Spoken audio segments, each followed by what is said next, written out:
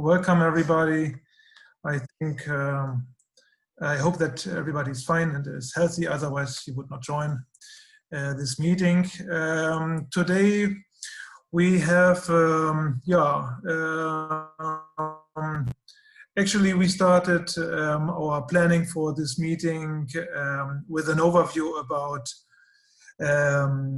four economic sectors, which are the tourism sector, and this is represented by Dragos. He will give us insights in the HoReCa business. Not a very easygoing sector right now. It's, I would say, one of the most affected sector, not only here in Romania, but worldwide, and it is quite interesting to know a little bit more about what is going on there. Then we will continue with Marco Alpert, who is the CEO of wiebe in Romania. He will give us some insights. Actually, wiebe is active in the railway infrastructure construction, but he will broaden a little bit the perspective and give us an overview about the infrastructure construction, which are taking place in Romania. And then we will continue with Peter Zeilinger from OMV, from OMV Petrom, and he will talk about the energy sector. And the last sector input comes from Andreas Lier, CEO from BASF, chemical company. He will talk about the chemical sector here and its development in Romania. And then, nevertheless, we have two very, very nice guests. Ms. Grybkowski, who will explain us and give us a little bit more details about the ongoing project, about the status quo of the Deutsche Schule Bucharest, of the DSBU. Yep. I will give to Ms. Grybkowski the time slot after Dragos, because he has to leave us, and then after Dragos it's your turn. You have prepared a presentation about what is happening in the DSBU, and we are very curious about it because the German-Romanian community is very much involved in your project, and we are very curious. Lots of us are using your school, and we are very happy that you will share with us some insights in the status quo of your project. Thank you very much for joining. And before we start everything, we must say also goodbye to a very, very nice and for me personal, a very good friend of me, Svante Kortemeyer, the economic attaché from the German embassy, is leaving. And now under Corona circumstances, we have to say goodbye to her via Zoom. I'm pretty sure that she will come back on visit to Romania, and then we can shake hands and say once again normally goodbye. But yeah, Svante Kortemeyer is leaving, and I give her the floor to start this last session of the AHK member meetings before the summer break. Svante, we will miss you, this is for sure. Thank you very much in the name of the whole AHK for your enormous support, for the very, very brilliant collaboration, and for everything that you have done for the bilateral relations. Vielen Dank. Danke. Thank you, Sebastian. It's really, yeah, it's been 3 years, almost this day that I arrived, and my first day was at the AHK Sommerfest, and I will always keep that in good memory. It's been 3 very intense years, and it's no ordinary way to say goodbye to all of you. I had so many good meetings with all of you, such a good cooperation, so many encounters I will keep in mind for the futures. I have learned so much in those 3 years. Normally I would give a big party to say goodbye, but I think what we've all learned being in Romania, working in Romania, is that there is no predictability. So this is something we can deal with. We've learned that very well. I want to say thank you to all of you, but mostly to AHK, to the board members, to the team, Dragos and Sebastian, and especially Sebastian. We've been working so closely with each other. We've been having so many talks. You've been the person I would call whenever I needed advice in many issues, and we've been traveling to so many places. But I'm definitely gonna come back, and there's still some areas in Romania I haven't been to, and it's such a beautiful country, and I really wish that Romania is going to get through this crisis and recover quickly, and maybe it's a good time to start to do those homeworks we've been discussing for all over the last years, and I wish you all to stay healthy. I'm very happy to hand over to my follower successor, Ahmed Nurkin-Bekov. He will be here today as well, but he will join us in a couple of minutes. So he will take over in July. I'm going to leave in June back to Berlin, but I'm very happy to see all of you again, hopefully in the future. Thank you so much. Take care. Thank you very much, Svante. All the best and a good return to Germany. Yeah, Dragos, the floor is yours. Say some words for welcoming everybody, and then, of course, we would like to hear some insights about the tourism. Danke, Sebastian. Hello to everybody. Very pleased to meet you again, even if we have to meet in that way. Better times will come soon. Dear Svante, if you cannot give a big party, you can at least give a small party. So you can invite Sebastian, me, and maybe the board to drink a beer, because we have open restaurants at this moment, thanks God. Such a country like Romania you will never find again, this is for sure. We are unique in the world, in our way, unique. And probably you know, dear Svante, two bad news in the life of a Romanian expat. The first bad news is you have to go to Romania. The second, but this is worse, you have to come back. So you are now in front of the second bad news of your life. You have to go back from Romania, but you are always welcome. You know that. You have here a lot of friends, and we belong to your friends. Thank you very much for everything you did. You did a great job. It was a pleasure to work with you, and you are really a friend of us, and a friend of Romania, a friend of the chamber, the German chamber. Thank you very much, Svante. You will stay in our hearts forever. Thank you very much. Okay, but the small party, I'm waiting for that. Okay. I pay, but you have to invite. Okay, about tourism, yeah. So I hope you enjoy your lives better than the people in the tourism industry. So I really hope that this happens. It is not easy. It was not easy. A huge amount of problems. We were in the front of the tsunami wave, and this happened 3 months ago, and we are still there on the beach without big help. There was some help anyhow, but it was for everybody. Chômage technique, you know that, and postpone some payments that we have to do, but this will come back. So it was not very easy. And please take into consideration 400,000 working places, travel agencies, hotels, restaurants, bars, event industry, rental car, transportation, air transportation, road transportation, cruises. Okay, so this is worldwide the biggest employer after the state, but the first private employer, and it was very difficult, and this still is.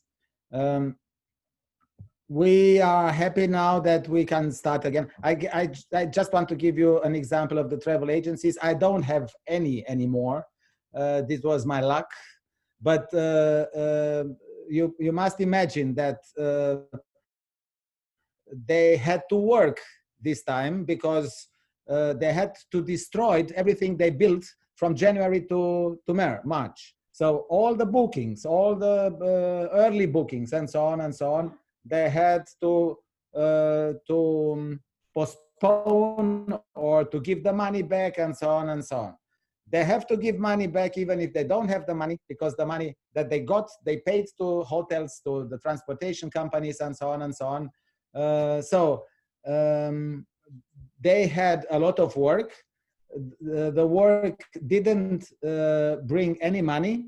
More than that, they destroyed their own work from the last month. So this is the only industry where we had such a thing. Now things are going on. You see that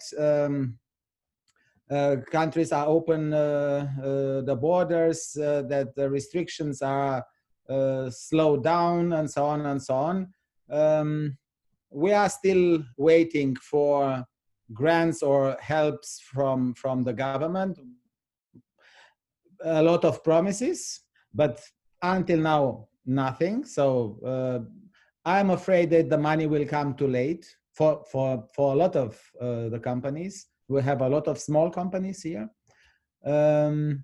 So they are waiting for money, but probably it will come too late. All the measures that they face, they get the measures 24 hours before implementing, which is absolutely crazy. You saw what happened with the terraces and so on, restaurants.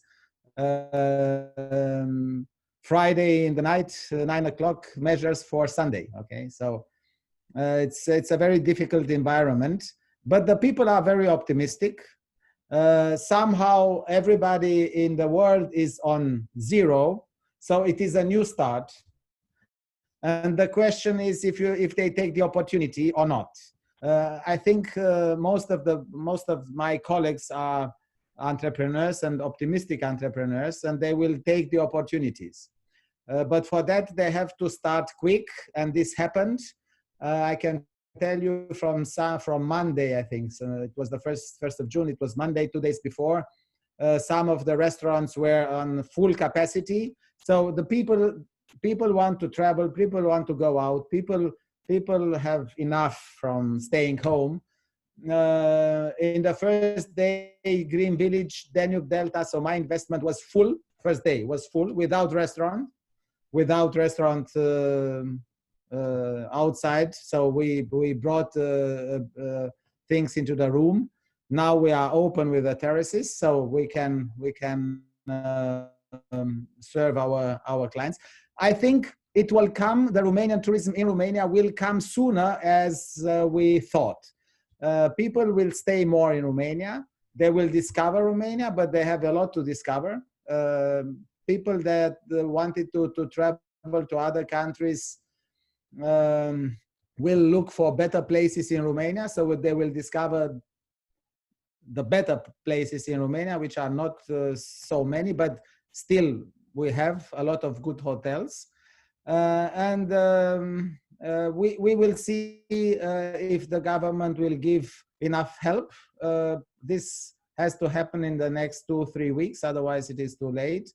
So under the bottom line, very, very difficult. 400,000 people waiting for Kurzarbeit, because this is the only thing that they hope for. Everything else is not enough. All the measures with 41.5% are good, but not enough. And they are for short term, but not for medium term and long term. So people are waiting for Kurzarbeit. I'm going now to this meeting with the Prime Minister with Kurzarbeit and with duale Ausbildung and investing European money in that kind of education. the industry is not doing well. We, as a Chamber of Commerce, tried to help as much we could.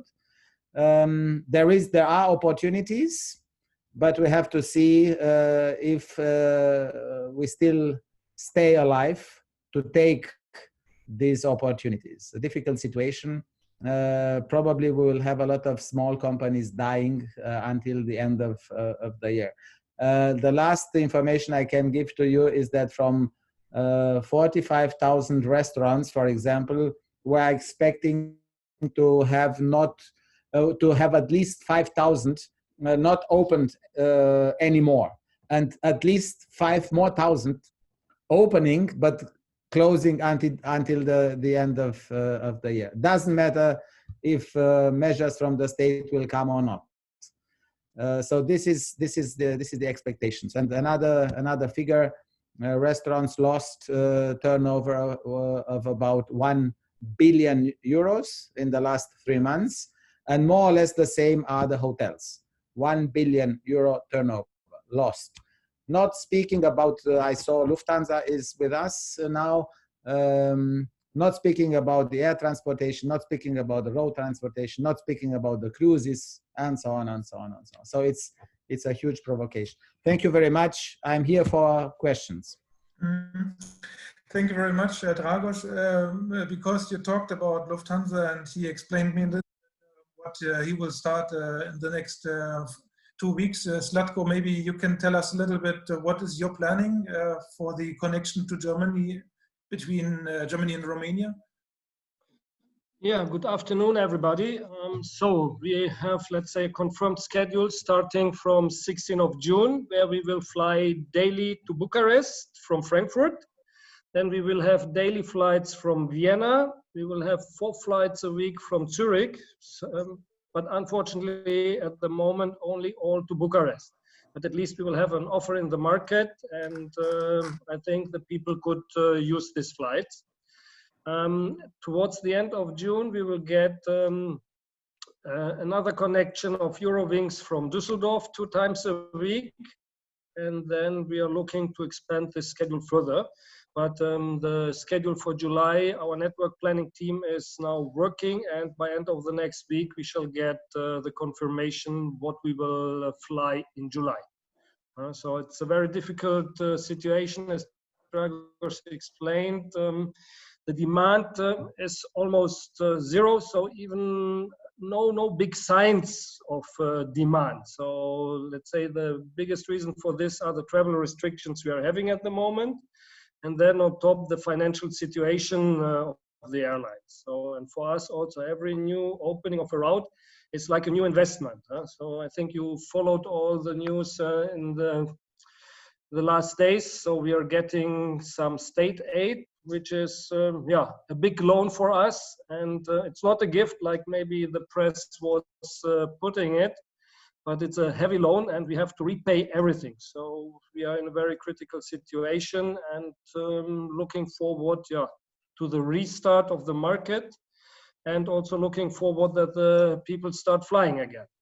And that's the only hope we have, that with more people flying, we can slowly increase our flights. And we are hoping that by September, we will have maybe around 30% of our original planned production.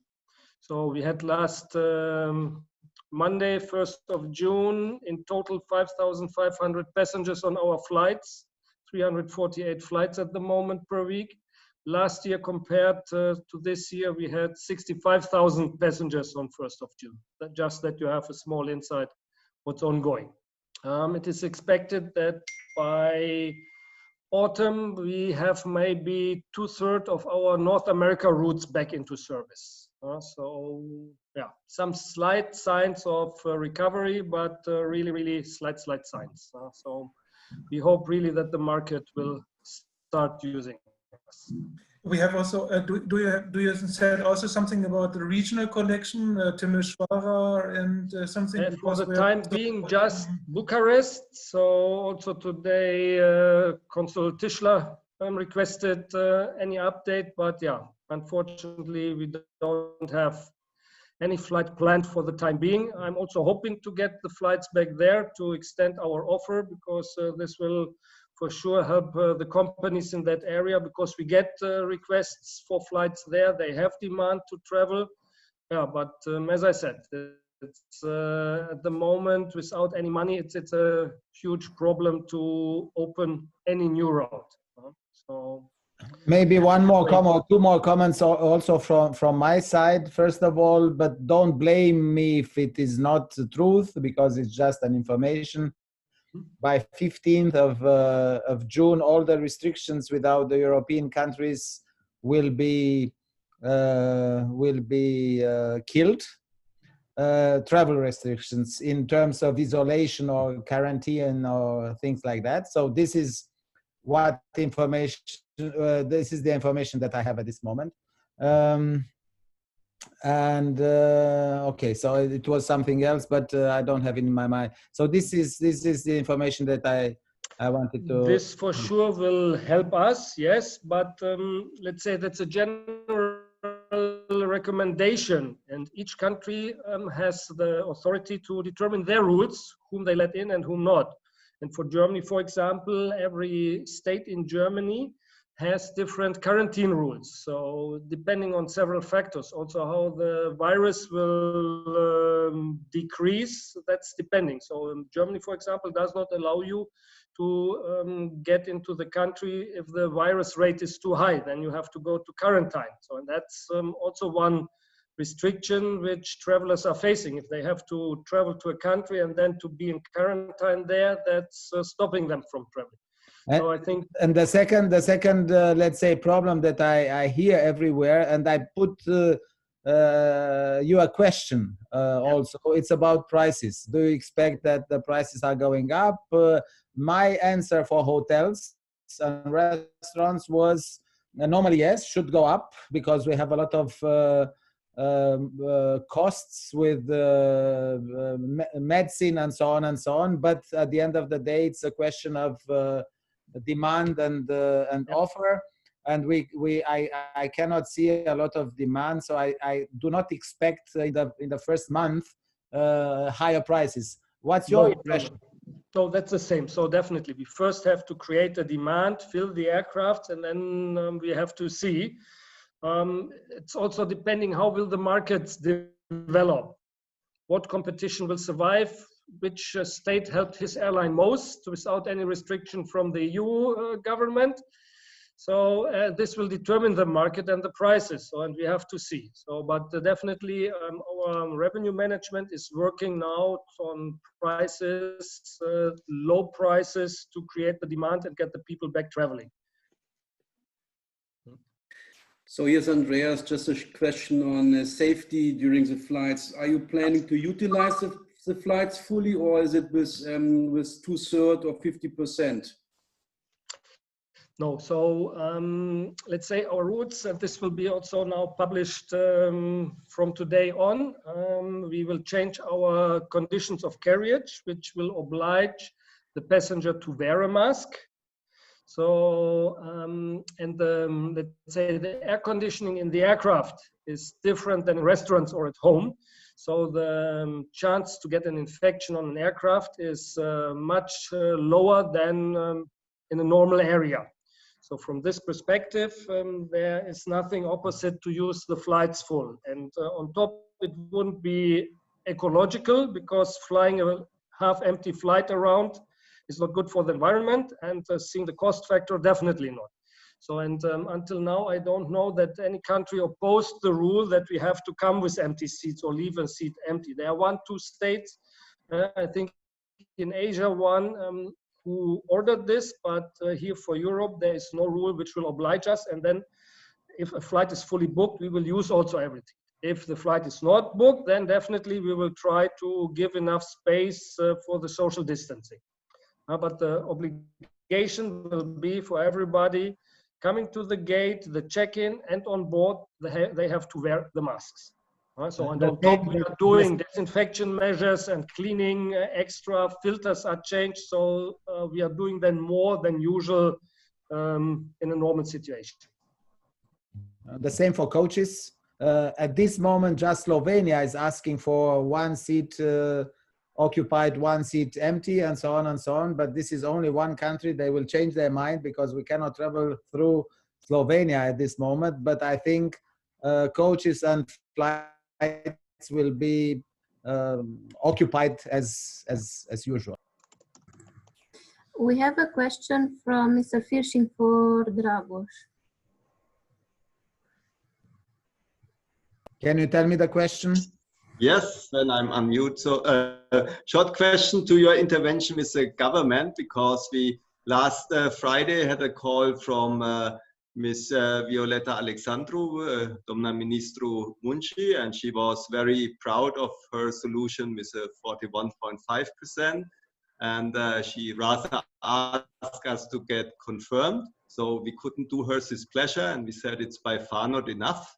But I'm not so confident that they are really willing to change something. It was quite decisive. So what is your impression, hope, or to move something? So the information that we have is that they took the decision of introducing Kurzarbeit, and they started to work on that. Very late, too late, but at least this is the information that we got. And I got also a telephone call, Sebastian knows, several hours before. She wants a meeting. Anyhow, so my information is that they are starting to work on Kurzarbeit, something that we requested 3 months ago. Better later than not at all. So we will try to explain once again, because let's say my feeling is that first of all they didn't understand exactly, and secondly they fear that they cannot control it, that companies can make a lot of abuse of this measure, because they say, look, you ask for 60%, whatever, but you have somebody working for 70-80% and you will ask too much money from the state. We don't trust. Okay, we discussed that in our board, and we said, okay, what we will tell them is, okay, start it, find companies that are doing bad things, and if there is a majority, then stop the measure. But just saying every time we don't trust, and Romanian managers, entrepreneurs are cheating us. This cannot be, let's say, the direction. Direction is, okay, trust, implement the best solution that you have not only in Germany, in 15 other countries also. And if there are problems, then you can stop it. So this is, I have to say bye-bye to you now, because I have to leave to the government. And I hope that I can convince the Prime Minister, because the decision is in the hands of in the head of the Prime Minister. We hope. Thank you very much. Thank you, Dragos. Okay, then I would like to continue with the DSBU, Deutsche Schule Bucharest. Ms. Presentation with us. I hope my colleagues will help you to. Yes. Yeah, well, I can try. We tried it yesterday, and I will try to do it properly, and then we'll see if I need some. Okay, help. Perfect. So the floor is yours. So, do you see something? Not yet, but maybe it will. Not yet.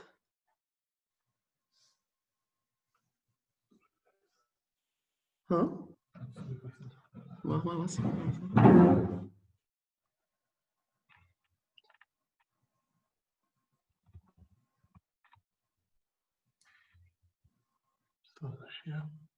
Yeah. Okay. Maybe in now? Now it's working. Now it's working. No, we don't see anything.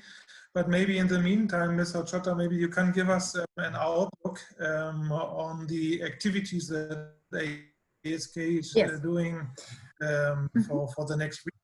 Yeah, actually, we are, hello from our side. We are some colleagues of us that are already in the office, and we are happy about that.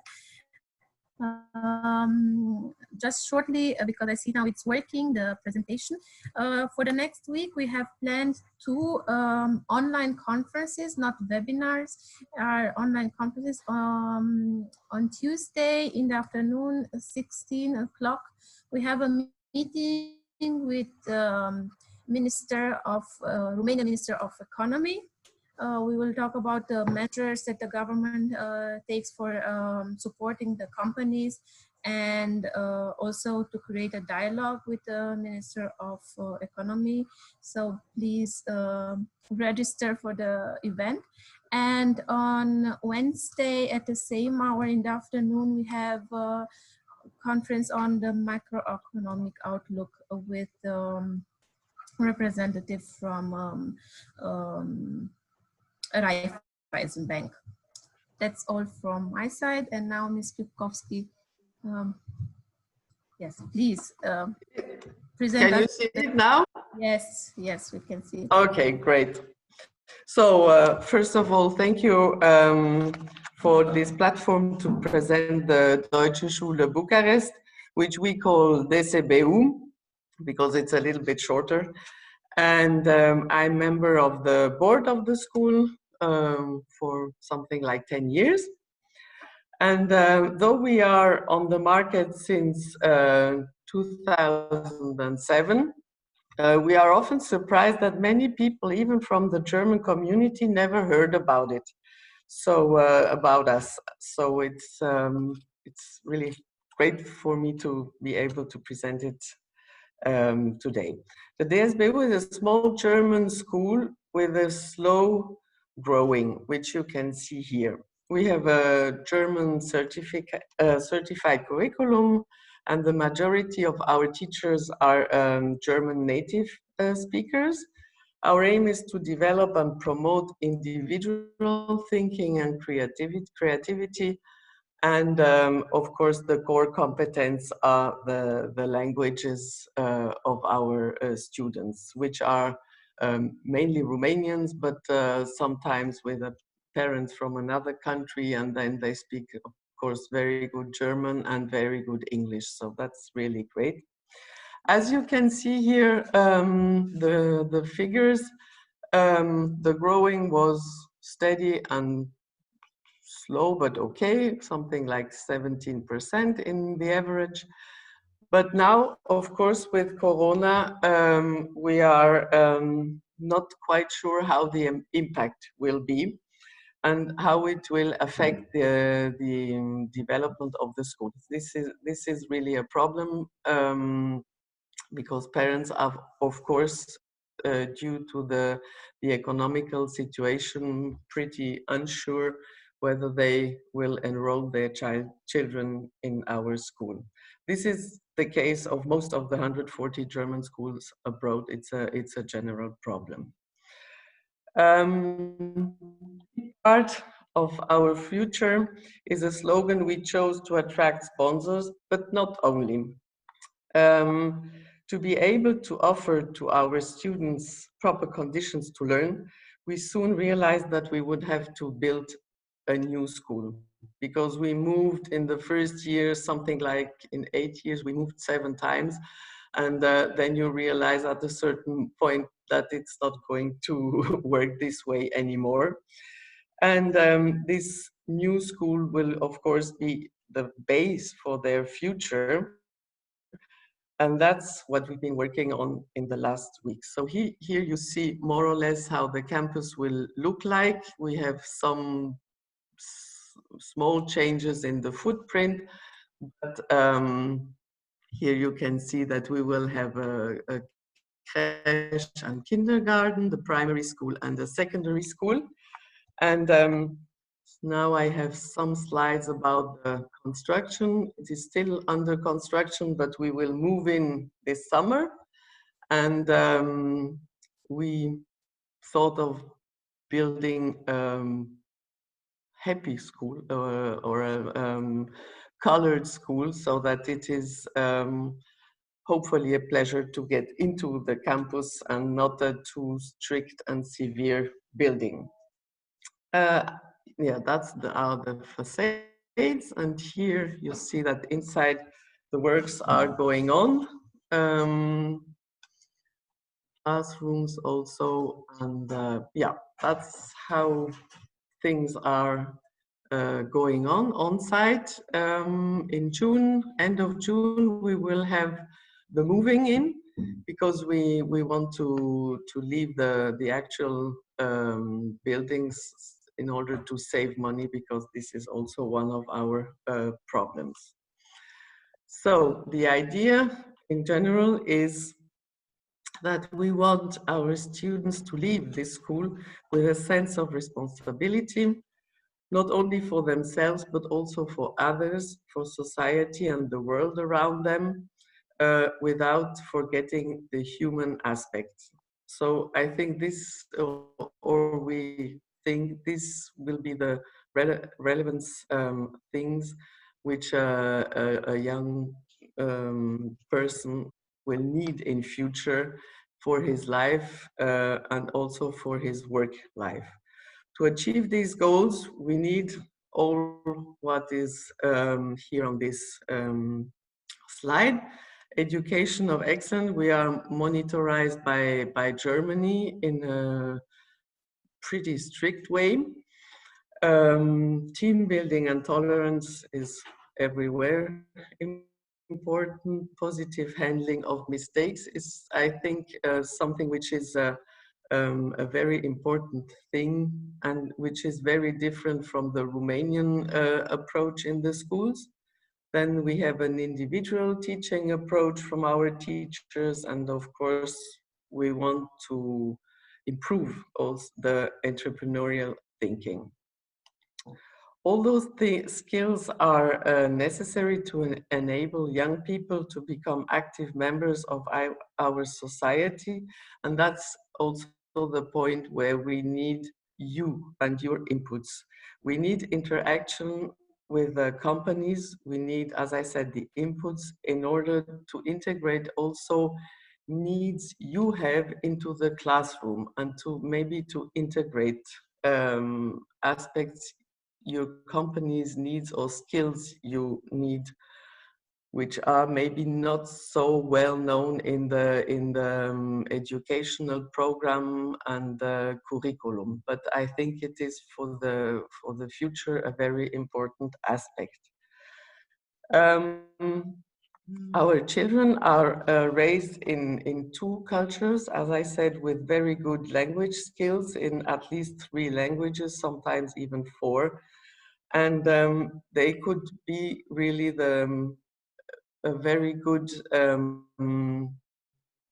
how do you say, very good employers for your companies as well, and fulfill many things you would need in your companies. We see this in cities or in countries where we have old German schools, where students from those schools finally enter multinational companies, but also in political level and also diplomatic level. And they have very often a background from a German school. This is pretty interesting.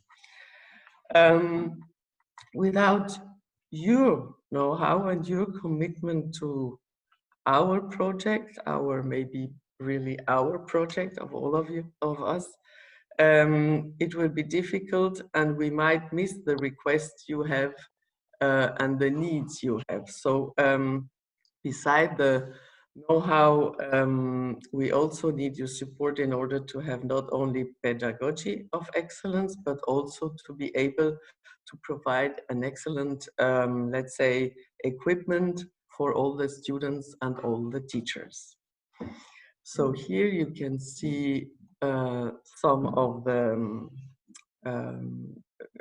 companies who already gave really a commitment to the school and to our interaction and so on. And there are some to follow. We are still looking for, because we also need, as I said, to provide this good base. We always need money to improve the facilities. But this slide shows, in my opinion, that it is really the beginning of a community. We have on one side the school with German pedagogical input, but also the companies in Romania who are working with Germany. And so I think here we can start, and we already have a base for creating maybe a community, and in future to have more interaction with between the school and the real life, let's say. Let's put it that way. And whenever you have questions or ideas or whatever, please feel free to get in touch with us. Here we have my address and phone number, and Mrs. Ilovan is the head of administration, and we will always be very happy to answer questions, or we are open to inputs. Sometimes it's a little bit more difficult to convince teachers, because teachers have a sometimes very different approach to everything. But we are on the way, and it is getting easier. So please, whenever, feel free and contact us. And if you have questions, with big pleasure, I would answer them. So that's Thank you very much, Ms. for your attention. Are there any questions right now, or in our community, in our guests today? You can always use also the chat function of Zoom. Are there maybe anybody who wants to share an experience? Maybe we have some parents here in our group. Marco, I think. Yes, I just wanted to raise my finger to say something and also to ask something. As you have mentioned, Sebastian, I'm a parent. Both of my children are in the DSBU, the German school, kindergarten, and now the primary school. And I personally can say that I feel very comfortable there with my children, because especially in this period, I see that everything is ongoing. The construction of a new school, it's in plan. The moving to the new school now in July.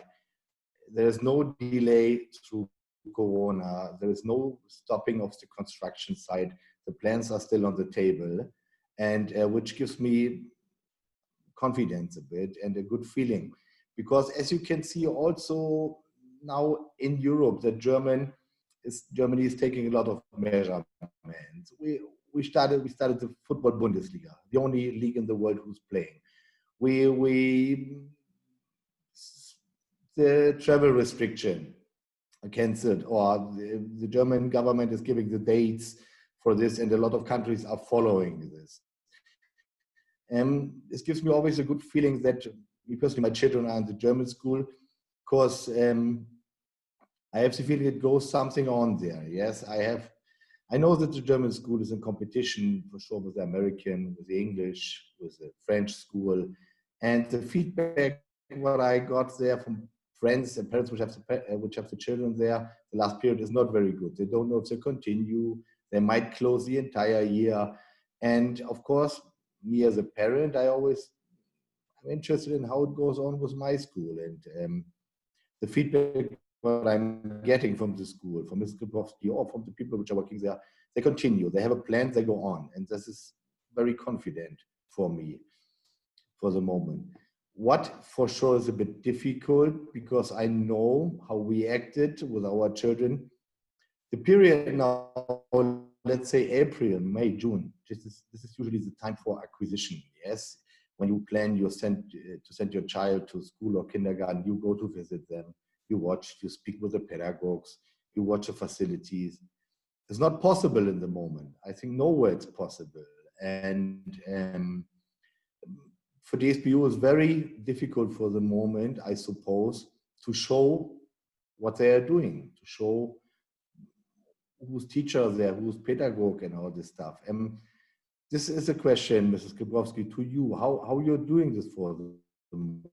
So if I have a child say, I'm still looking for a school or kindergarten, how can I get more information? How can I see the facility? Is there any possibility at the moment to do this? Right now, it's really a transition period because we don't have the old buildings anymore, or let's say everything is packed over there, so it's not really very attractive. It wasn't before, but it's even less. And on the new plot, they are working, and it is very complicated to show something. We were quite lucky to have the Open Doors Day in beginning of March, so it took place, and we had a lot of parents coming there who were interested, and we had a visit on site, two slots to visit the new building. But of course, in March, you can imagine what you saw now, how it was in March, but still they could have an impression of it. So we follow up because we have the emails and the phone numbers of most of the people who were there. So there is a quite tight follow-up. But of course, we might have maybe something over 100 people came on that Open Doors Day. And now we have 25 enrollments altogether. So it worked until a certain point, but of course, if we could have shown more and if we could have met with the head of kindergarten or head of school, would have been something completely different. And this is why I had on the first slide this corona with a question mark, because we really don't know how this will, how the impact will be on the enrollment. We have some, but yeah, some people might even withdraw or think about leaving the school, or at least approach us with special conditions because they cannot afford it. And you can imagine that if a child was in our school for 5, 6, 7 years, we will not say, well, bad luck, Corona came, you have to leave. I mean, we will there have to see how we find an arrangement with the parents, and this will bring financial problems, certainly. But it will be next year. Thank you, Ms. Krupkowski. Yeah, Svante, you wanted to say also something? Yes, thank you, Sebastian. Thank you, Mrs. Krupkowski. Thank you, Marco. I think from a diplomatic point of view, those German schools, it's a web worldwide, which is very valuable for us. And I think many schools are in trouble. And this is something precious we need to preserve because it's important for our bilateral relations. But speaking as a mother of 3 who spent 3 years at that school, they have had an incredible teachers there in school, kindergarten, and especially in this Corona time, it was impressive how the teachers managed to get the kids through this difficult situation, keeping in touch with them. And my daughter, 8-year-old, she learned to organize herself, and they're gonna finish the school reaching all the educational goals. So this is something I don't see with my friends in Germany. So I really hope that the school is able to move on and get through this crisis as all of us. So good luck to all of you. Thank you very much, Svante, Marco, and Ms. Kwiatkowski. And maybe, I mean, those who are interested, you have the contact details of Ms. Kwiatkowski or of the Chief of Administration. Maybe you can also organize a Zoom conference for those who are a little bit more interested. Just one proposal from my side. I think hopefully we will get a little bit more support, get a little bit more interest for your school. As you said, the most important thing is that we have to plant our trees, our small trees by ourselves in order to eat the apples of the tree. And this is something that you are doing, and we have to support.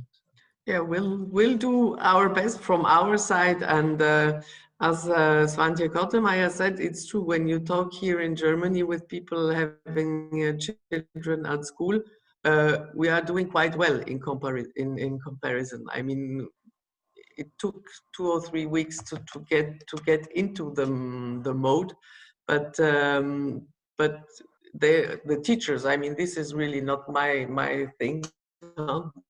The teachers are doing quite well, and we hope it will be normal life from September, but we'll see. Otherwise, we'll continue. Okay. Thank you. Thank you very much. Thank you. We will continue to construction. Marco, keep us updated. What is happening?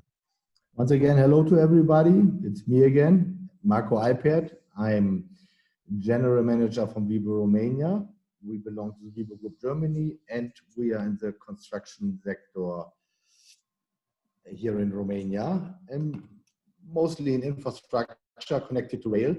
But of course, we are doing even other stuff, and we have contacts to all the other construction companies because we were 20 years here in the market. Yeah, a short overview regarding the construction sector during this pandemic. The construction sector can consider itself very lucky for the moment because the impact through the pandemic is very small comparison with other sectors. Due to a survey which was in the middle of April, end of April, just 11% of the construction companies feel a heavy impact through the pandemic, mainly through missing materials, missing supply and all this stuff. 90% are saying, yes, we're going to feel the impact, but mostly through the measurements we have to take with hygiene, with the mask, with the transport.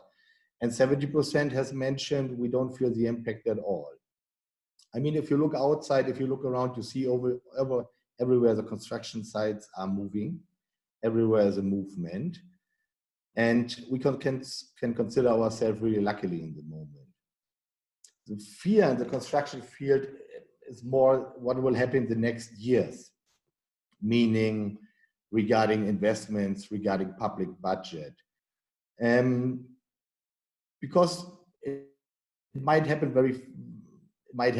that budgets for public construction might be redirected because money is needed everywhere. It might happen that private investors going to reduce their investment here in Romania due to personal issues through the pandemic, through a bad cash flow, through bad business.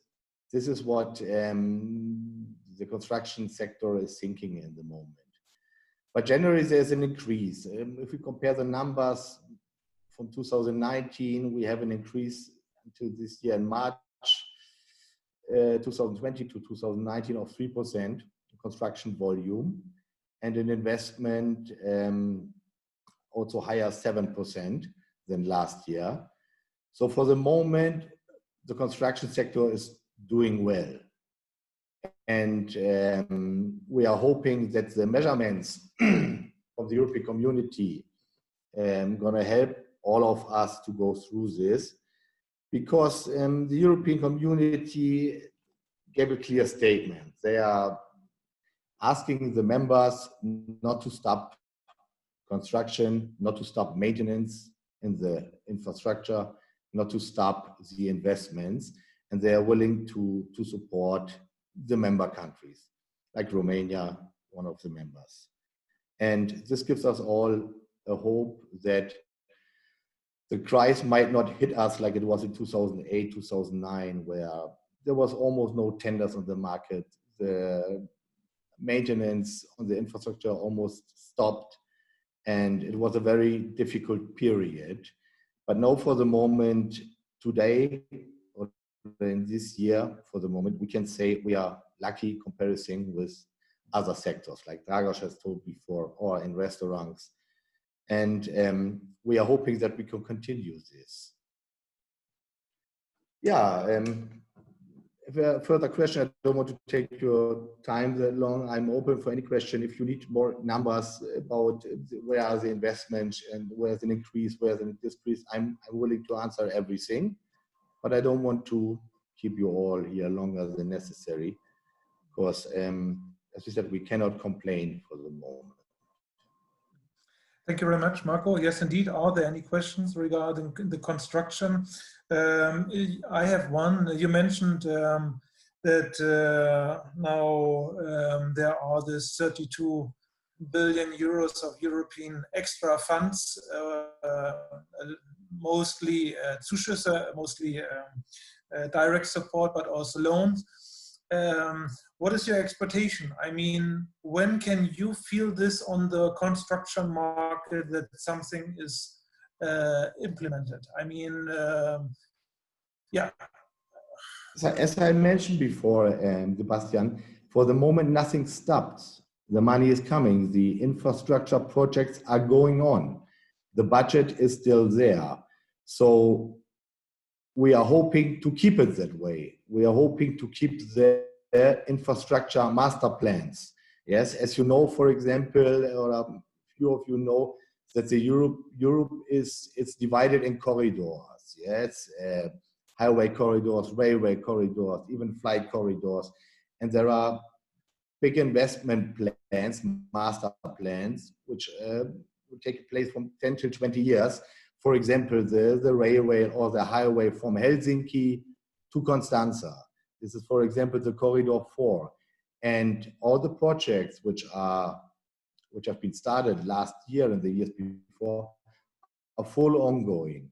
As we said, our fear is not really now for the moment. We don't feel it that much, yes, except the measurements with the hygiene and with the mask, okay. But the projects didn't stop. We just hope that for the future, that the budgets will not be redirected so much. So the plans for next year concerning the budget could change due to the lack of money. Our hope indeed is that the European community is pushing the investments, is supporting countries like Romania. In Germany, for example, is a huge investment plan now on the table since last week, just for infrastructure, for highways, roads, and even for Binnenschifffahrt. I don't know the English word now. Shipping inside the countries is more into rivers. So we hope that the other countries in Europe are following, and we have a lot of hope in the European community. Okay, we have one question from Mr. Firsching and then another one from Georgiana. I will tell this after. Mr. Firsching. Yeah, so from automotive supplier point of view as Bosch, of course, we would see even the other way around, that you now have a perfect chance to finish all construction of highways and so on, because you have low traffic and you should have perfect timing. For example, in Sibiu, the mayor said she will invest 100 million euro in this year for expanding the city infrastructure. Are these projects now going on or even speeded up, or you see it's just as before? It's just as before, but it's positive. We have a positive trend since the middle of last year regarding infrastructure projects. Especially there in the area of Sibiu and Cluj, the mayors are doing a lot to push the infrastructure around the industries there. And for the moment, there is no change. Even a meeting which we had 13, 14 days ago with the Minister of Transport. There is no plan of changing any project for the moment. But, of course, also Mr. Minister Bode for the moment says we all depend on the outcome of this pandemic. It all depends concerning our budget. But there is no negative signal for the moment. Thank you. Georgiana asked, what about the industrial and logistic construction? What is your feedback from the market? I do not know whether you know much about the industrial and logistic construction. I know. As I mentioned before, that due to the survey and due to the companies I spoke, there is 11% of all companies, and this is not only related to infrastructure, this is also to civil construction, industrial construction, and engineering. Just 11% feel the impact for the moment. This 11% are working in fields for private investors, smaller investors. It's like for residential areas, for residential houses, where the investor said, I might wait a bit till the crisis is over. But this is just 11%. Out of the 70%, which said we don't feel any impact for the moment, except that it's not that easy regarding the measurements of hygiene on the site, transporting the people.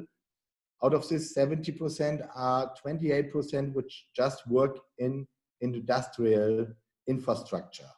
Yes, and they said, no, we don't feel any impact for the moment. The investors, the long-term investments in industrial areas, like we have in the 60 kilometers far away from Bucharest in Ploiești, there are a few investments still going on without any interruption, and it just connected to industrial areas, industrial investments, infrastructure. The same what I heard from colleagues from Cluj, from Sibiu, and from Kota de Argeș, that they say, no, thanks to God, we don't feel anything for the moment. But as I said, this is just at the moment. So if companies like the automotives, like also like Mercedes-Benz or like Continental say, look, we have on the long run, we have this and this plan. But due to the pandemic now, due to the missing turnover, missing contracts, what we have, missing deliveries, nobody knows exactly if next year everything is still on the table. Yes, I mean nobody knows this for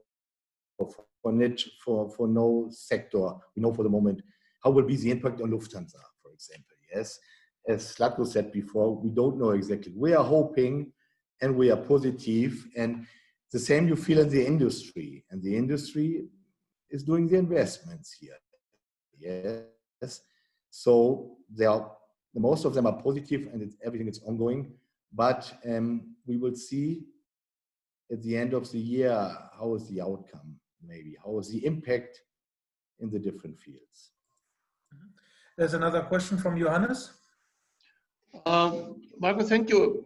What I know from projects we have right now, there's a big question mark in the construction of new offices. So a lot of projects are on hold and under reviewed, yeah, because nobody knows how much we will work in the future from home and how much from the office. I think that sector definitely is affected at the moment. Yeah. Yes, you're right. As I can say in the feedback what I got, the projects are ongoing, but the new investments, or let's say the second phase of the offices, buildings, for example, the military is a huge project, and they are still a bit, or they are already a bit on hold because they don't know if they will have the demand for the offices. They don't know if they can rent it as it was agreed. There you are right. So further investments are a bit on hold, or extending projects are a bit on hold. But from my knowledge and from what I have seen and the discussions that I had, the projects which have been started last year are still going on. This is my information for the One last question from Günther Meyer. Yeah, I have a question in regard to Romania as an investment location, and I think in general the importance of Romania is increasing with the pandemic and the outcome and the result from the viewpoint of possible potential German investors. It could be interesting in regard to nearshoring or relocation from East Asia, for example. My question is about, in the past, always there were complaints. There's a shortage and a lack of well-functioning infrastructure in Romania, shortages about that. And then we have the current multi-annual financial framework from the European Union, and the EU Commission actually, I think, gives billions of euros for infrastructure investments. And this multi-annual framework is expiring this year, at the end of this year. And the money has to be claimed within the next 2 years, otherwise it gets lost. That happened in 2014-16, by the way. Much money. And we had the topic about speeding up the investment by the public sector. My question to you, Mr. Alpert, is, do you see any change in consciousness or in recognizing more activity, more action to really get busier in infrastructure investment? And where are there sectors where German companies could engage more from a market perspective? Yes, thank you very much for the question. Indeed, this is a problem which we are facing every year here, or the last 10 years, losing European funds. Just last year, the Romanian state lost more than 3 billion euro for not absorbing the funds. What is happening now in the moment? The European community, especially their Mr. Rasmussen, which is the head of responsible for Romania concerning this project, is aware about it, that Romania is not absorbing the money, and Romania is not absorbing the money right in time. So there's always a delay.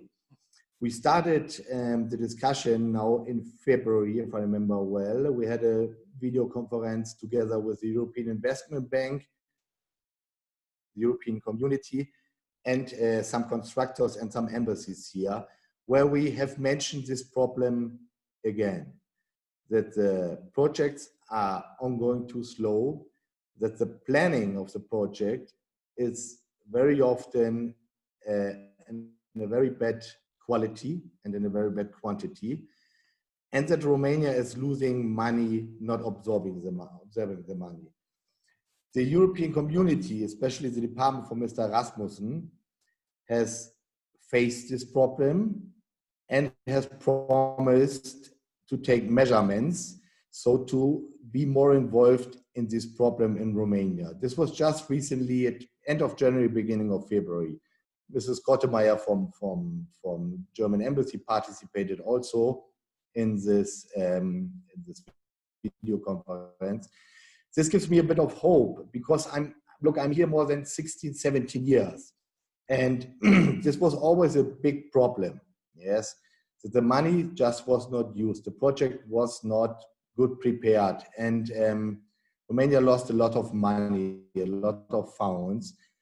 But I have the feeling now, and I speak absolute open and clear, that it is more sensitive now in the moment, that the Romanian state is trying at least to do better. And especially now the Minister of Transport, which is in the moment in function, Mr. Bode, he has an open ear for these problems. He's coming back to you with an answer, and he's promising that I support you. And he have done this in a few projects, especially from the highway, from what I know. So I have hope that this is getting better. This is my personal opinion. This is my experience from the last months, or let's say the discussion which started in December, in January. So I'm hoping it's getting better. Thank you very much, Marco. Talking about construction now, we come to energy. Peter, it's your turn, it's your floor. What is happening in the energy sector? Thank you very much. Part of that you see at the filling station, but I'd like to introduce myself. I'm Peter Zeilinger. I'm responsible here for the upstream section in the board in OMV Petrom. So when I talk about the energy sector today, I'm talking more about the oil and gas sector today, which is dominated in Romania by two big companies. It's OMV Petrom and Romgas, which, for example, in gas produce around about 95% of the gas in Romania. And let's not forget, Romania is blessed with natural resources. Approximately 80% of the gas consumption in Romania is produced in Romania, and the rest is imported either through from Russia or from Hungary. Now, the energy companies, oil and gas companies in Romania have been hit by a double whammy, I would say, because we first had some dispute between the OPEC Plus, Russia and Saudi Arabia, on the prices and on market share that already drove the prices down. And then we had COVID, which basically drove demand down. Now, it sounds like complaining on a high level, because I know the oil industry is always believed to be a rich industry. And it is true, OMV Petrom is the largest taxpayer, for example, in this country. So if a large taxpayer is all of a sudden falling into a non-tax paying position, that is also not good for the country if you are a resource producing and exporting country. And this is actually happening right now. If you look at the prices, oil price last year, $60, around about $60 to $70, dropped down to 20. Gas prices in RON per megawatt hour, 100 in last summer, 100 RON per megawatt hour, dropped down to 40. So this came, of course, due to the huge demand drop, but this also is, of course, now well below the costs that you need in order to keep investments flowing. And it's not only for us, but also for other companies and all the smaller companies, is that the prices that you get on the market today are below the total production, the total lifting costs. So they will not pay back the investments. And if you know that in case of my company, we invested in the last 15 years in average 1 billion euro per year in Romania. Last year it was 800 million, so it's up and down a bit, 80% in my area. Then you know all of a sudden, if you see the projections in oil price, and we project for next year only $50, then you see that investments will be cut. And here we are in line with, I would say, the whole upstream worldwide, roughly 20 to 30% cuts of investments. Romania will be no different. If you see the oil price assumptions for next year, as I said, 50 and then slowly rising.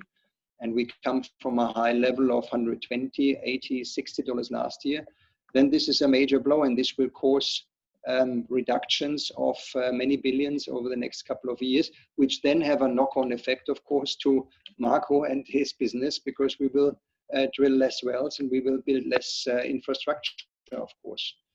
This then later on has an impact on taxes as well. And that's more or less where we are living in right now, in between the demand drop, basically. And I can tell you how we worked on COVID.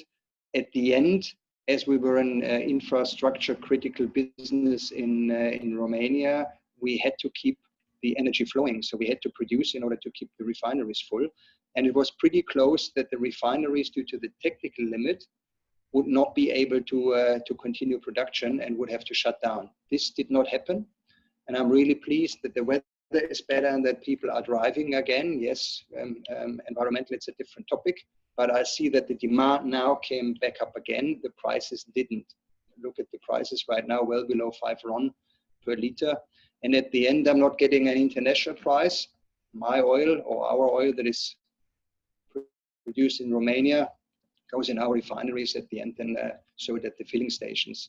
So this double whammy is something I think that the oil industry looks for the next two years. It's not a fast V-shape, a fast recovery. It's a slow recovery. Yes, we see $40 now, but we saw lower prices than in the last crisis. And we see a slower recovery into the future. Therefore, investments will go down. And that also means that we will tighten the belt in terms of our operating costs. We have multiple offices in Bucharest. We will, of course, try to consolidate, bring people here to Petrom City. You saw a bit of a glimpse of Petrom City on the German school presentation when you saw a bit of the building next to the German school. We have 2,500 places here, and basically COVID will change it all. Working from home for 2,500 people was not a problem as long as the internet is working, and we will continue to expand it much further. So you don't need so many offices anymore. You can bring in people into the main office. This has a knock-on effect, and I think it's only us that doing it. It's many companies that do that. So we are not expanding. We are rather, in terms of office infrastructure, we are shrinking. In terms of internet, or in terms of infrastructure in Romania, we are shrinking 30%, I think, this year alone. And I think into next year, this will be also a bit under stress. Now, I heard a bit about investors' climate, infrastructure, investor climate. And I have to say, one of the most important things, especially for the oil and gas industry in Romania, is stability. Because different to other projects, we have to plan for, let's say, 30, 40 years. You have for a big offshore project, you need 10 years before you come into a state from first money spent until you earn money back, and then you produce it for 30 years. And this investor climate with multiple governments, with changes in the legislation that are sometimes contradicting each other, this is not very good. And we said that multiple times to the government that the first thing we need is stability, and then leave it up to us to make an economic business out of it. But if the framework is changing every year, every second year, so that you don't have this long planning assumption, that is really bad for business. And I think this is something that I would always try to tell to, at least to my counterparts, that this is the number one impact that hits the government, hits the companies. Apart from that, I think we came quite good through the crisis. We had some cases, of course, in our workforce. All fine, all came out of hospital, and most of them had no symptoms. Quite interesting. I think 90% had no symptoms of the people that were tested. We have so-called critical infrastructure, meaning that is infrastructure where you only have a limited number of people that can work it, like offshore, like gas processing facilities. We have put those facilities very similar to the nuclear facilities into a so-called isolation mode. So we asked the people to live and work close to location. We rented hotels there. We kept people for 2 up to 4 weeks on location. This is changing now. It's opening up again, but it's where many hundred of people were working in this isolation for the last 2 months. And that helped us to keep the virus out and production flowing. But it again added costs on top of what we had to spend in a time when the profits actually were not only down, they were negative. So in upstream. So we'll see how it goes. But as I said, slight recovery in the future. CapEx investments will be down, and I'm very pleased that we now see an opening a bit. So oil and gas is needed. We saw already last weekend that after a demand drop of more than 50%, we saw the demand shot up again to 100%, fully utilization more or less, except jet fuel, of course. So jet fuel is not needed at the moment, but diesel and gasoline is needed. And so we're looking forward that this expansion continues from our point of view. So that's a bit of the oil industry in Romania. And if you have questions, I'm happy to answer them. Thank you very much. Are there any questions? Maybe to break a little bit the ice, I would start to ask a question looking on the energy infrastructure, because we were talking about infrastructure. What will be in your opinion, the first 3 priorities for Romania in terms of infrastructure, energy infrastructure? For me, it's pretty clear because it's linked to the European agenda, and for me, Romania is blessed with gas. So for me, what we see right now is the link, the infrastructure that is being built to Hungary, Brewer pipeline. So I'm not talking about roads and infrastructure, but I'm talking about gas infrastructure. The pipeline network, we are operating more than 13,000 kilometers of pipelines. partly is 40 years, 50 years old. So we have a constant replacement, constant repair that costs a lot of money. But what is missing is the interconnection to the neighboring markets, which is happening now. And I think this is the most important one. So I'm very pleased to see that, because Romania, currently 80% of the gas that is consumed is produced here. There could be much more. But then if you want to have large investments, talking about Black Sea, then you also need the excess gas or the excess resources. You need to find markets for that. As soon as Romania is connected, it's the same with the roads. This will be good for business. So this would be my first priority. Do you see any competition between the pipelines? And there were also discussions about this Turkish pipeline to Europe and cutting a little bit Romania off the map. That's interesting. That's an interesting question. I think yes, Gazprom is pretty active here in putting the pipeline infrastructure in place. At the same time, it's not only bypassing Romania. There was a bit of a race: who is the fastest gas hub? Is it Bulgaria or is it Romania? Looks like Bulgaria is a bit faster, and they have less resources. That's a bit the pity. So I think Romania can come with own gas, with equity gas, and therefore then also bring their resources in. But the point that I'm seeing here is rather that Gazprom also will cut certain lines. We have seen Yamal pipeline to Poland is stopped now, and the gas delivery contracts through the Ukraine to Romania is only active until 2025. So this will sooner or later stop. And as I said, if the gas prices and the oil prices are too low and investments are not coming, then the gas and the oil that is in Romania is not developed. Therefore, you have to import, and then the importer, or in that case, the exporter, whoever imports the gas, dictates the prices. Right now, the gas prices are, the gas from the import prices are linked on an oil index. But this can change. This is negotiable. But at the end, if you have no only resources, you have a really poor market condition. And we have seen in the last 2 years, that Romania, unfortunately, with its stability, had a tendency to try to regulate prices. Now, I'm lived all my life in the free market. I'm convinced of the free market with certain minimum floors that you have to observe in a social economy, but a regulation never helps, because regulation at the end drives investments away, and then you have to subsidize it. If you don't have the money for subsidies, try to develop what you have and try to do that competitively. And this is my pledge. So the second, after infrastructure into pipelines, my second pledge would be digitalization and data transfer. I mean, in our industry, a lot of data is classified. If you want to know how much this field has oil and gas reserves or what the production level is, I'm not allowed to tell you.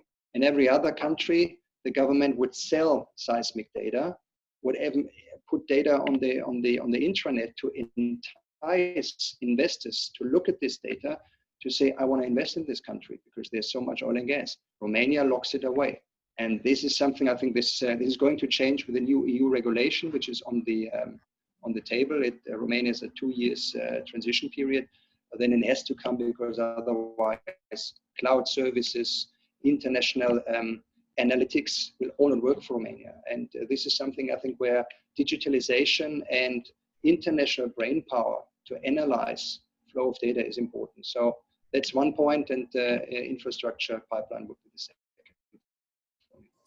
Very interesting what you're saying, very interesting. I have one last question from Mr. Fishing from Bosch. How big is you touched it already a little bit, how big is the influence of the Russian oil companies still, like Lukoil or Gazprom here in Romania? I would say in Romania, I would say on the prices indirectly, because it's important, right? Romania produces roughly, and I'll take it in billion cubic meters, let's say 10, 11 billion cubic meters, and the consumption is, let's say, 13 billion cubic meters. This year will be different. Don't ask me this year all bets are off, but it's much less. So in other words, Romania always makes up the difference between own production and the consumption from Russian gas. So the Russian gas is a price ceiling. Normally it's more expensive, but it is linked to oil.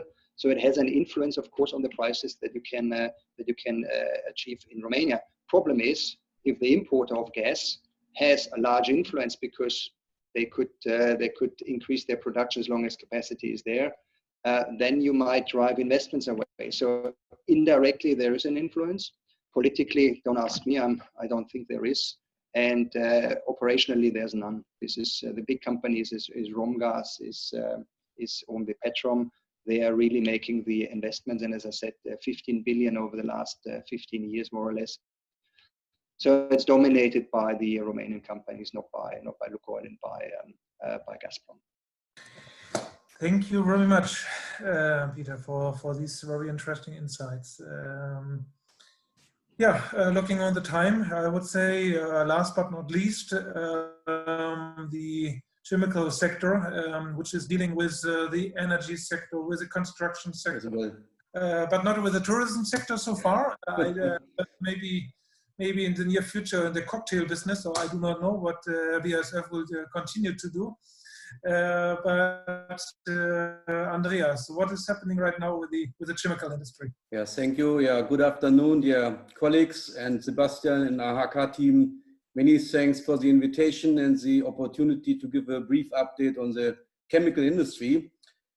First of all, the BASF team is healthy, good mood, good connected with customers, and majority still in home office. So I believe till 17th of June. And our two productions are now running, again, I have to say, at better utilization. So the chemical industry basically produces many products, ingredients and solutions for almost all other industries. So basically we are something like a mirror of what is happening in a country, or we feel also daily the pulse of the industry, or let me say also an early indicator.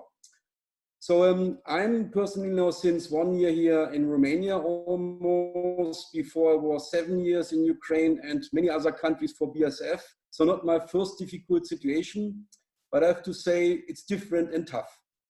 So BASF is a leading global chemical company with 60 billion euro turnover, and we are represented in almost all industries in the world.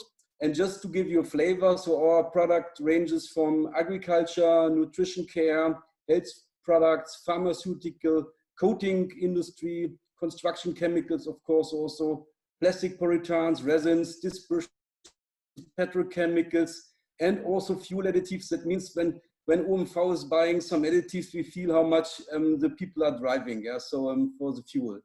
So a lot of more is used there, and with this broad portfolio, we are here also active in Romania with a 3-digit euro amount basically in sales. So currently we see light and shadow. Basically till March, all businesses were doing well. And in April and May, we have seen a significant, I really have to say, a significant reduction in chemical core industries.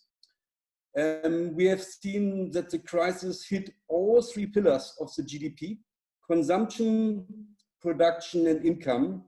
I think this never happened before and on a global scale. And I can briefly go through the chemical customer value chains and draw some conclusions, so that I will do. So let's start with the chemical industry for food and agriculture.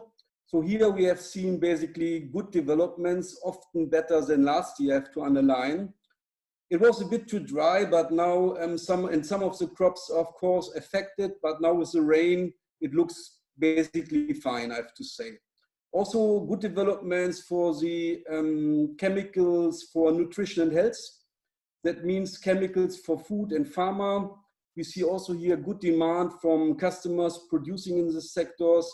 So they are demanding vitamins and ingredients to produce food products like, let me say, bread, pastry, even up to beer. So we have stabilizers for beer. People are drinking in the crisis, sometimes a bit more. And wine also. We have also for wine products. So we feel what's happening there. We have also chemicals for the animal farming sector, like, for example, poultry. They are running well. That's also interesting to see. And in this sector also we see a tendency toward more local production and localization with new investments also. That's very good to see what's happening there. So that is a good sector. This first sector, I would say again, agriculture, food and health and nutrition doing quite well, or doing well. Let's come to another sector, that is chemicals are used for home and personal care. That is all like cleaners, disinfections, sanitizers. So this segment is also running very well, no wonder. And we see also more capacity expansion here, and also positive customers of ours here investing, local investments, that's also happening. And there we can then immediately sell our construction chemicals, because we know and feel what's happening there. That's also good. And consumer behavior is changing. That means we see a trend what is more long-term. So people become more hygiene, they wash more their fingers. In the office, they disinfect the tables and stuff like this. So that's something what is a long-term trend, and that's positive for our chemicals produced all over the world for this segment. Let's come to the next sector. We had it already, basically, that is construction-related chemicals. Also here, relatively good business until May now. And here we are talking about, for example, construction chemical admixtures, dispersions for architectural coatings, resins, polyurethanes for warehouses used in order to sandwich panels, stuff like all very broad. Yeah. So in general, this sector is also running good, as previously also we heard, and in particular residential infrastructure projects. The office sector started already to struggle, that we feel, that we see from our customers and from our sales colleagues. From customers, we have feedbacks, basically a good visibility till August. So till August, everyone understands what's happening. Afterwards, the crisis might hit the sector, except infrastructure most probably, as there will be EU funds, but the other things will most probably struggle significant, in particular the office area. So that were basically sectors doing well or medium, like construction, until now also good. Let's come now to other industries using chemicals where the world is really more challenging, but with opportunities. So let's start here with automotive. So coating and coating raw materials, we all know Dacia, Renault and Ford, they stopped in April. It was fully visible. So this sector came almost to a stillstand in buying chemicals, coatings and stuff like this. Then we have another important sector for this country, that is the hundreds of automotive component producers here in Romania. A lot of chemicals like polyurethanes, plastic and stuff like this. So that is a very important customer group for us. And it was really visible that people stopped to buy cars. It is recovering, but most probably we will see the industry or this industry overall in Europe on a lower level in future. It's difficult to say where it will be. Will it be 60%, 70, 80, 90%? I don't know. But it will be another level for sure. And we have to see how long this will continue with the same capacities or utilization, of course, also. Yeah.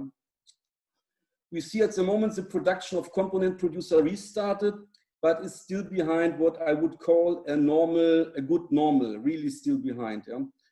We see also some positive trends which might help the OEMs here. That means Ford and Dacia. So middle class people, or the middle class is really thinking twice to invest 35 or 40,000 euro to buy a car. They think probably now let's buy a car for 15 or 25,000 euro. And therefore there can be more demand for cheaper cars to avoid also public transportation is one argument. Say as the car producer from China, they learned this. So here the local OEM hopefully will benefit. And I also hope that Renault will understand what does this mean, because you also heard that they have some plans now in mind with R&D centers and stuff like this. Yeah, let's see what does this mean. For the component producers, some chances that supply chains come closer to Germany, France. That's bad for Asia, but good for Southeast Europe. So that gives me my customers from the component production. So they have some hope there and see also some projects now. And there's also a tendency to save cost in Germany, thus considering other countries like Romania, Ukraine, and other countries in this row in order to set up their productions and save some money.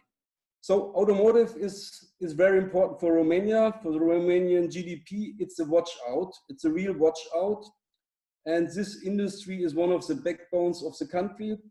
So there might be, and we see this already, liquidity problems in particular for Romanian car producing companies, OEM and not OEM for the component producers.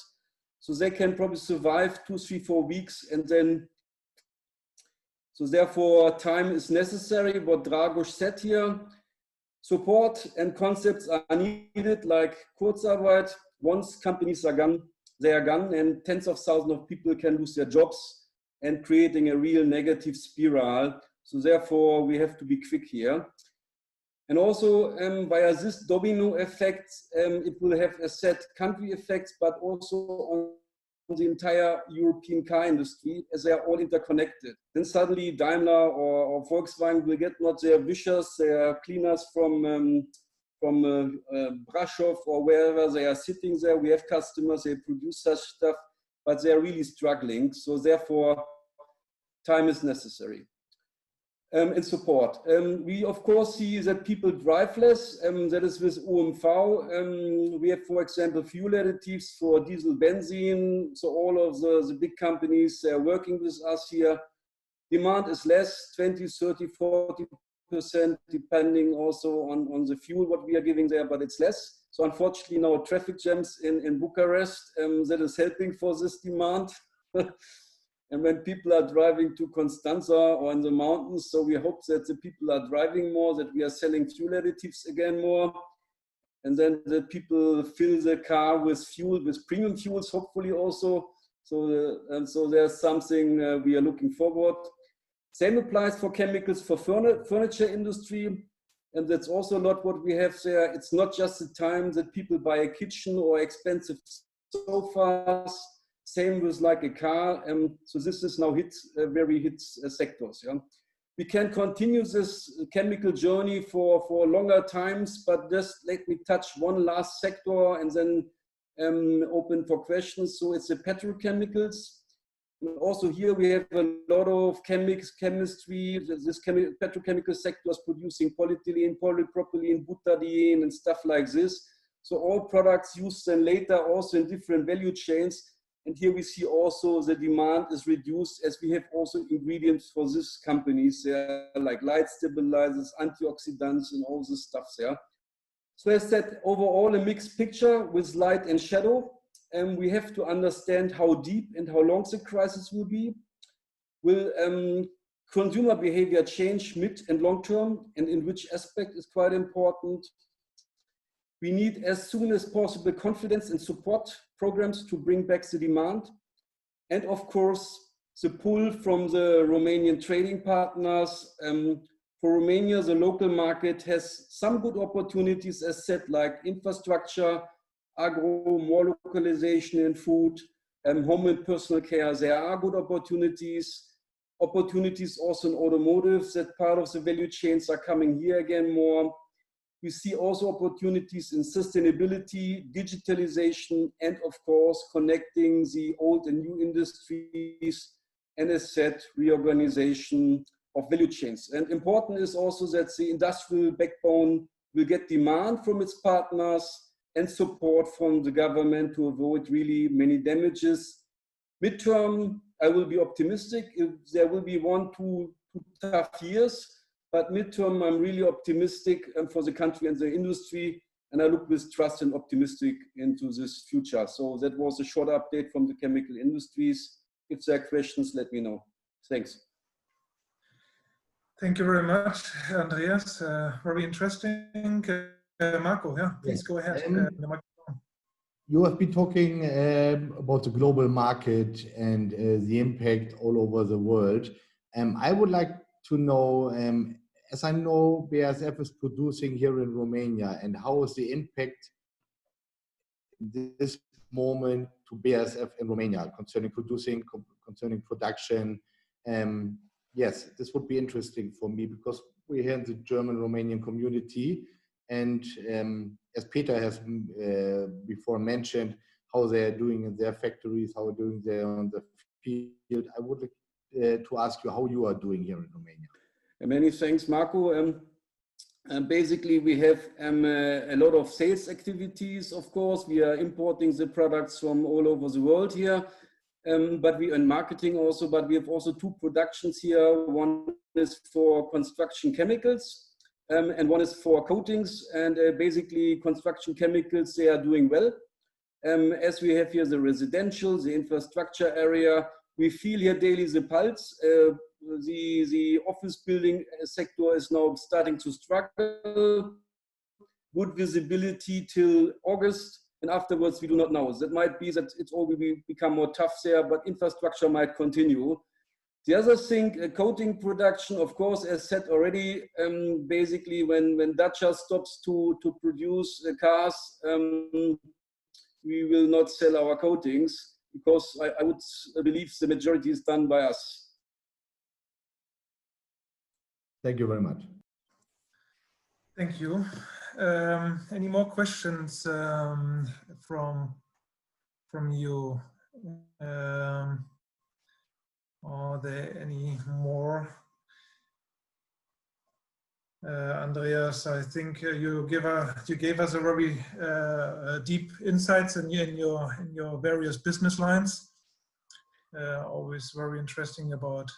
Yeah, we feel really daily. I'm looking in my numbers and I see how the country is doing basically. Yeah, so that's interesting to see. Mm-hmm. And as said, light and shadow, but the pulse must become faster again. I hope so.